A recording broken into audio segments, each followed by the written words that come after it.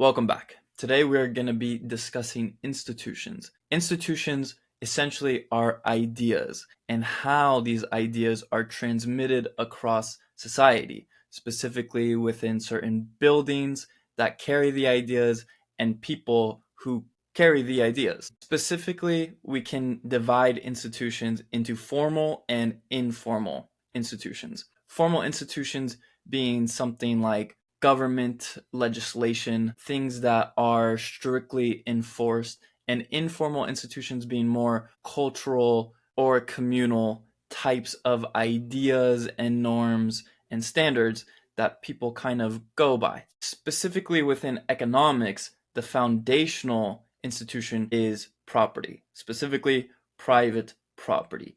With property, you can do something. You can accumulate capital and technology and increase productivity with the combination. Even yourself is a form of property because when you're going through life, you have to consider who owns you, or do you own yourself? This is the idea of John Locke posing this question. So the institution of property is very essential because money is a form of property. Who owns money? The money that you have, do you own it or does someone else own it? Throughout history, institutions have evolved over time. You have the spontaneous order, as Professor Hayek referred to it as, with people and ideas evolving over time, coming together, sharing ideas, building different socio-cultural norms. You have the institution of the state in society, which began as agrarian thieves that came in and robbed and left, but then they settled and they established the state, which was what we can examine as an institution of legitimized provision, a monopoly on the provision of protection, if you will. So then you have institutions of markets, market institutions, things that occur and arise out of society. That's bottom up. Then you have top down institutions, which is like state imposed institutions. That doesn't come from society at large and markets, but are imposed. And these things would be, of course, a monopoly on money and where it comes from, rather than the market determining what money should be used as a medium of exchange and having markets for money, which is the fiat.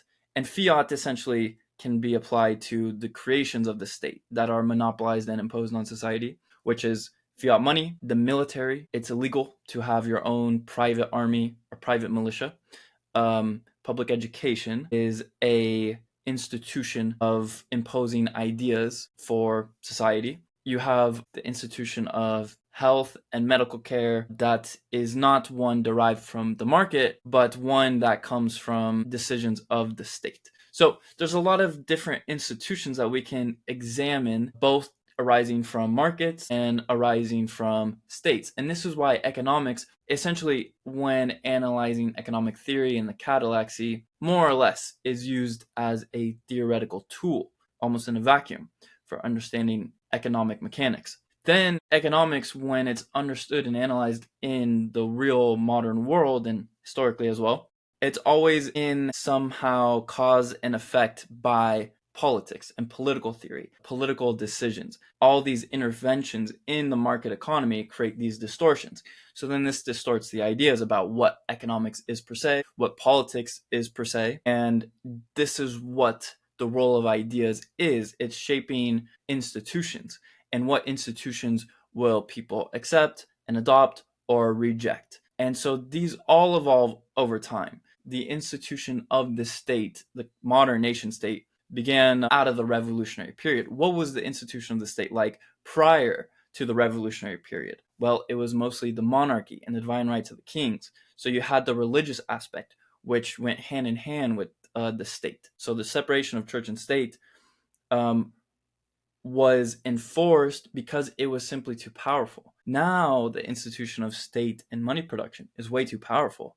This leads to empires, which are waging wars around the entire world. This is a $5 trillion honeypot off wars. And the classic economic example is a trade-off between guns and butter. We can produce butter or we can produce guns. What should we produce? Well, when it's up to the state, they prefer to produce their preferred ends, which is more guns. But when it is up to the market, repeatedly people prefer what makes them better off, which is butter, which is euphemism for food, shelter, material things to allow for higher standards of living. War is purely destruction. It produces nothing for the economy other than a whole market oriented towards the production of arms. Some people like to claim the institution of militarism stimulates the economy.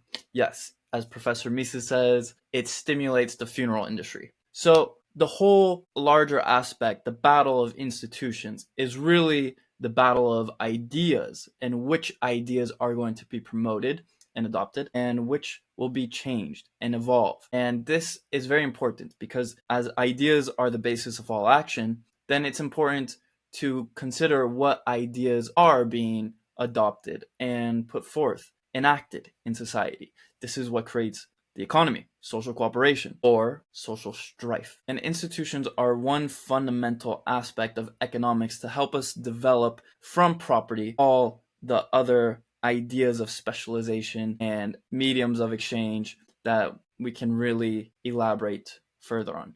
Not only that, the battle of institutions coincides with political theory. So with this understanding, we can begin to develop further these ideas of economics, politics, history, biology, psychology, physiology, praxeology, praxeonomy, jurisprudence, and security.